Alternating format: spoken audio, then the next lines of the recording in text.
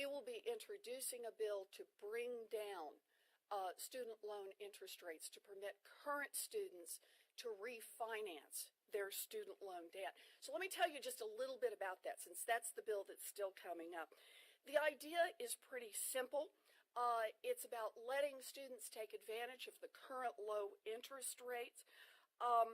Last year, Congress agreed that student loan interest rates were much too high, so they lowered them significantly for this year's borrowers, and they brought them down to 3.86%, but that effort did nothing for people holding the $1.2 trillion in outstanding student loan debts.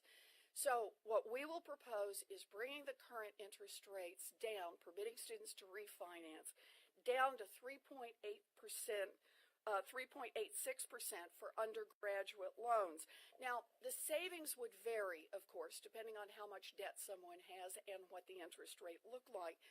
But for a recent graduate who had borrowed the maximum just on undergraduate loans, the payments would drop by as much as $1,000 a year, and total interest paid over the life of the loan would be cut nearly in half.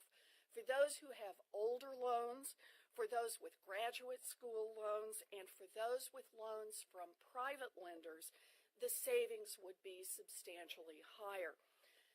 This is real money.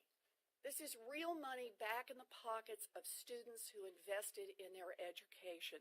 This is real money that will help young people find a little more financial stability as they work hard to build their futures. This is real money that says America invests in those who get an education. How are we going to pay for it? Because this is always the big question. The answer is we can close tax loopholes to pay for it, and I have a place we should begin. We should begin with the Buffett rule. And I propose that we do this dollar for dollar.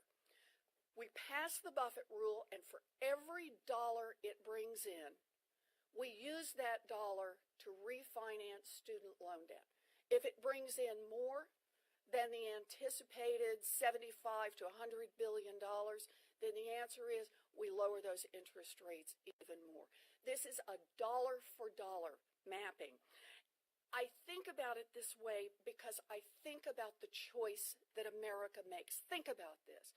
Right now, in order to finance the United States government, we take in billions of dollars of profits off student loans, but permit billionaires to have enough loopholes that they pay at tax rates that can be lower than those of their secretaries. So this is a straightforward choice. We can take $75 billion and either say we'll use it to protect tax loopholes for billionaires, or $75 billion can be used to help students refinance their outstanding student loan debt. It's billionaires or students.